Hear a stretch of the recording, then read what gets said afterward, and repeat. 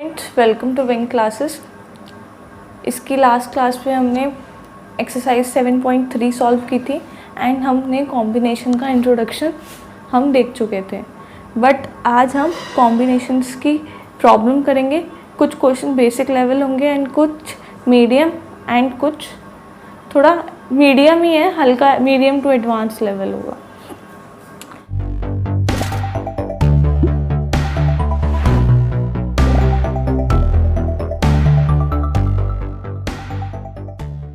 So starting with first question. So ये question क्या कहता है, how many triangles can be form by joining the vertices of the hexagon. तो hexagon में कितनी साइड्स होती हैं?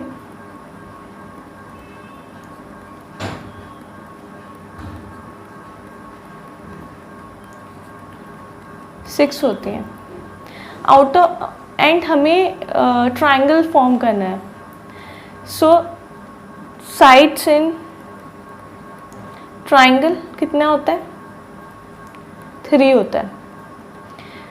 दैट मीन्स हमें हेक्सागन की 6 साइड से 3 साइड्स ट्राइंगल के लिए सेलेक्ट करनी है।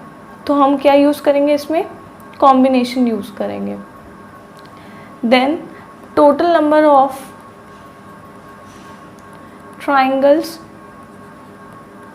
इज इक्वल टू 6 टोटल है एंड चूज हमें करने हैं 3। 6 3 C3।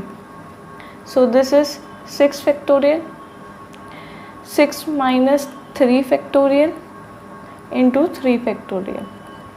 यह आ जाएगा आपका 6 फैक्टोरियल, 3 फैक्टोरियल, 3 फैक्टोरियल। आप इसको जब सॉल्व करोगे तो आपका आंसर आएगा 20। Okay,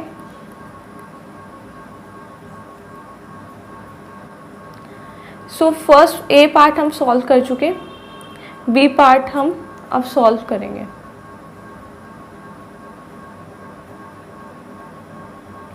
how many diagonals are there in a polygon with n sides. So polygon में, पॉलीगन ऑफ n साइड की पॉलीगन में, so total number of sides कितने की बने? n है। उसमें से मुझे क्या चूज करना है? मुझे डायगोनल कितने पॉसिबल हो सकते हैं वो हमें चूज करना है। सो डायगोनल क्या होता है? सपोज n इक्वल टू 4 है, 4 है तो रेक्टेंगल बनेगा। सो रेक्टेंगल की कितनी साइड्स होती हैं total? 4। So n equal to 4। So total diagonal कितने पॉसिबल हैं? अगर ये रेक्टेंगल ABCD है तो एक ये वाला डायगोनल पॉसिबल है AC and BD diagonal possible है। AB क्या डायगोनल है? AB क्या डायगोनल है क्या? AB डायगोनल नहीं है, AB is the side. And AD क्या डायगोनल है क्या? नहीं, AD भी साइड है। ओके, सो अगर मैं A की साइड से देखूं तो A की जस्ट अपोजिट साइड जो कि C है वो साथ में मिलकर डायगोनल बनाएगी, बट जो उसके साथ में जो दोनों साइड्स हैं वो डायगोनल नहीं बनाएगी, वो साइड कहलाती है। Same for B, BC diagonal नहीं है, सेम AB भी डायगोनल नहीं है, बट BD जस्ट अपोजिट वाली के साथ वो डायगोनल पॉसिबल है। ओके, ऐसे आप पेंटागन अगर आप देखो, पेंटागन नहीं, हेक्सागन देखते हैं, पेंटागन नहीं बना, हेक्सागन देखते हैं। ABCDEF। अब A के लिए AF साइड है and AB is the side. So ये दोनों डायगोनल पॉसिबल नहीं है, पर A डायगोनल किसके साथ बना सकता है? C के साथ भी बना सकता है, D के साथ भी बना सकता है एंड E के साथ भी बना सकता है। सो मेरा कहने का मतलब ये है कि अगर कोई साइड है, अगर एक A की साइड से देखें तो A AB के साथ और AF जो है वो डायगोनल नहीं है, वो साइड है, उसकी जो साइड वाली साइड्स हैं, एडजेसेंट साइड्स हैं। बट अपोजिट जो भी हैं वो उनके साथ ये डायगोनल फॉर्म कर सकता है। सेम फॉर दिस, और इसके अगर हायर उस पर भी जाओगे तो यही मिलेगा। सो कॉन्सेप्ट ये है कि जो साइड है, जो एक कॉर्नर है, वो उसके साइड वाले मतलब एडजेसेंट कॉर्नर के साथ डायगोनल नहीं बना सकता, उसके अपोजिट या अदर देन अपोजिट उनके साथ बना सकता है।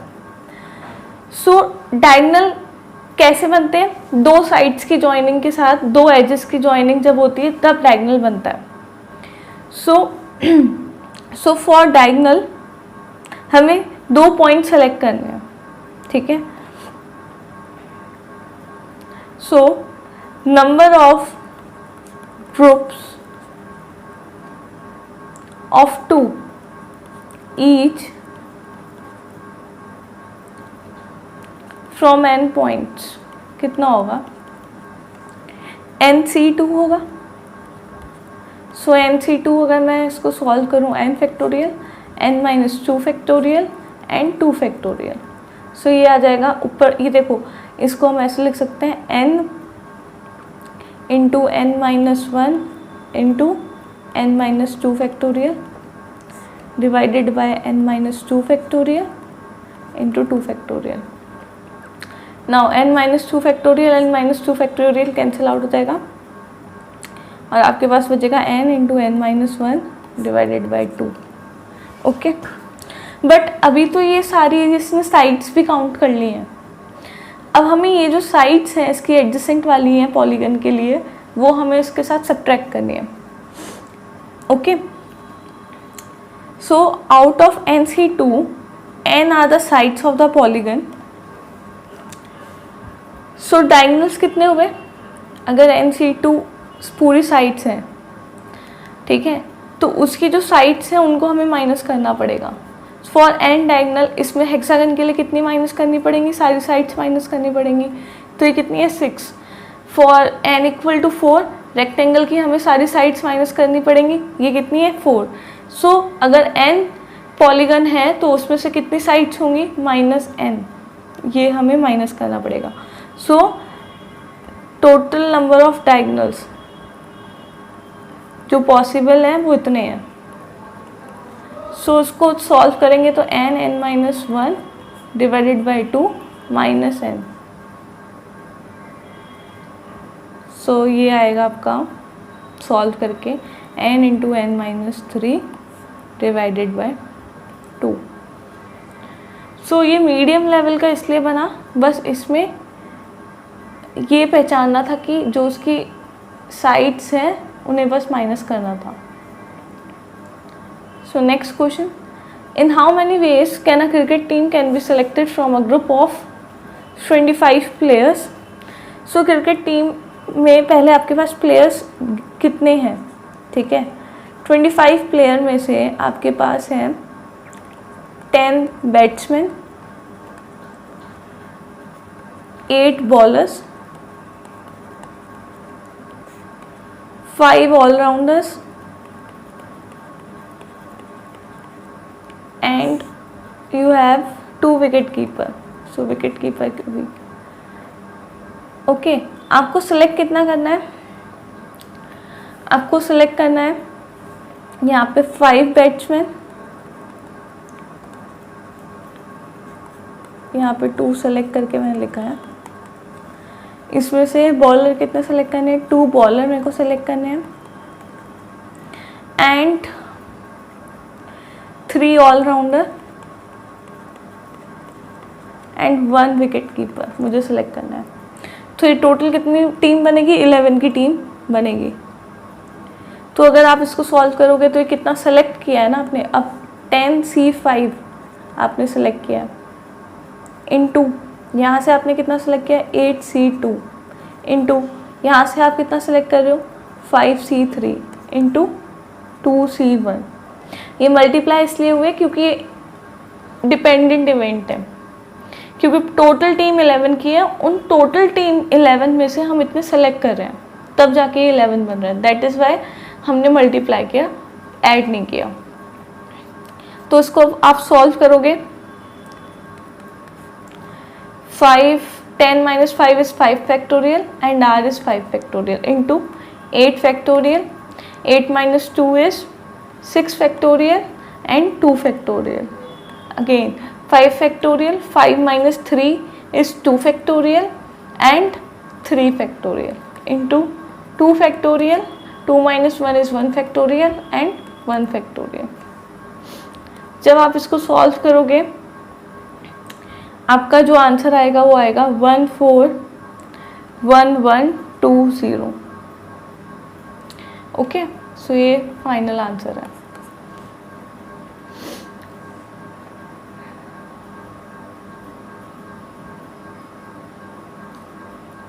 नेक्स्ट क्वेश्चन, आप वीडियो पॉज करो और ये वाला क्वेश्चन खुद से सॉल्व करो क्योंकि ये बहुत इजी क्वेश्चन है.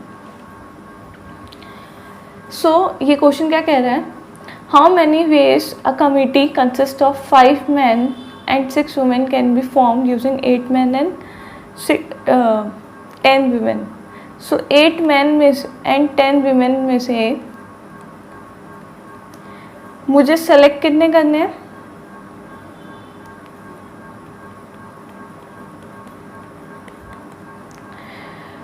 5 men and 6 women मेरे को ये सेलेक्ट करना है. सो सेलेक्ट कैसे करोगे आप, अगेन सेम ऊपर जैसे क्वेश्चन किया है, 8C5 इंटू 10C6. अगेन ये इंडिपेंडेंट नहीं है, इवेंट डिपेंडेंट है बिकॉज हम कमिटी के लिए सिलेक्ट कर रहे हैं. हमने केसेस अलग अलग पॉसिबल वेज नहीं है, ये हैं, ये होंगे तभी हमारा जो मोटिव है कमिटी को सिलेक्ट करना तब होगा वो. तो जब आप इसको सॉल्व करोगे 8 factorial, 8 minus 5 is 3 factorial, 5 factorial into 10 factorial, 10 minus 6 is 4 factorial, 6 factorial. So solve करने के बाद जो आपका आंसर आएगा वो आएगा 11760. ओके, सो ये क्वेश्चन अच्छा है, वीडियो पॉज करो, एक बार क्वेश्चन पढ़ो क्योंकि क्वेश्चन थोड़ा लंबा है एंड कोशिश करो कि आपसे हो जाए. नहीं होगा तो कोई बात नहीं, सॉल्यूशन देख लो. सो सॉल्यूशन क्या है, ये क्वेश्चन कह रहा है a man has 7 relatives, out of them 4 ladies and 3 gentleman.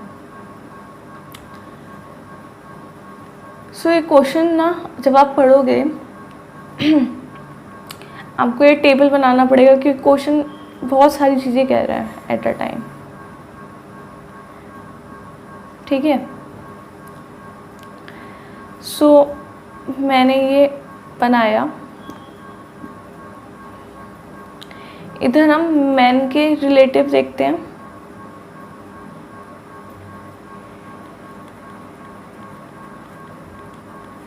And इधर हम वुमेन रिलेटिव देखते हैं.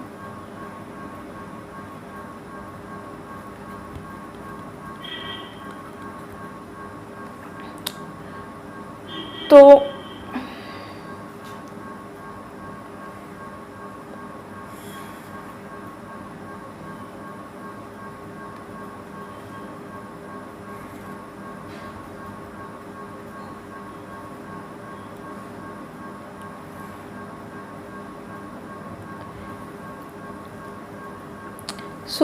यहाँ पे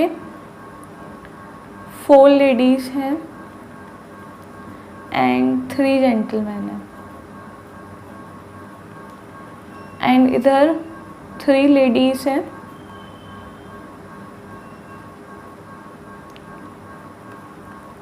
एंड 4 मैन हैं. ओके, एंड हमें ऐसे सिलेक्ट करना है कि मैन के भी 3 रिलेटिव आए एंड वुमेन के भी 3, मतलब वाइफ के भी 3 रिलेटिव आए. इसमें कंडीशन दे रखी है.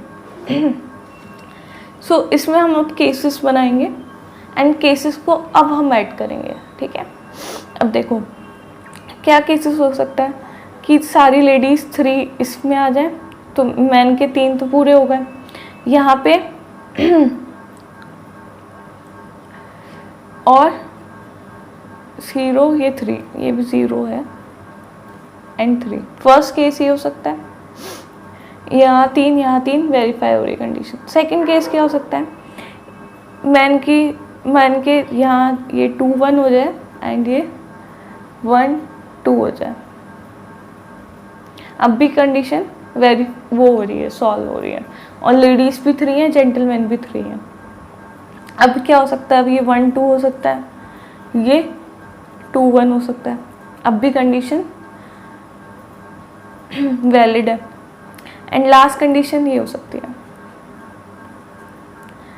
अब भी कंडीशन क्या हो रही है, अब भी कंडीशन वैलिड है। नाउ पॉसिबल केसेस यहाँ से कितने हैं,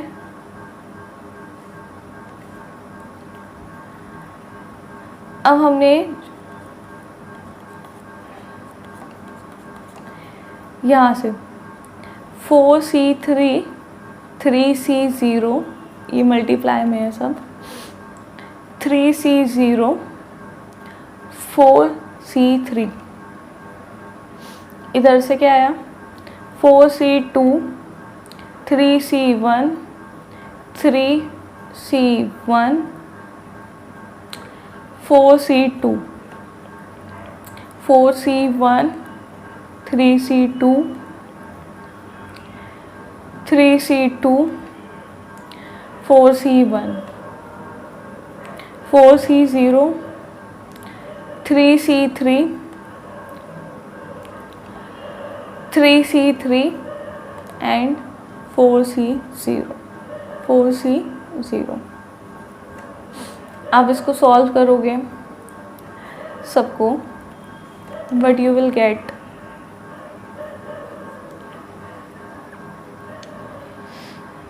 16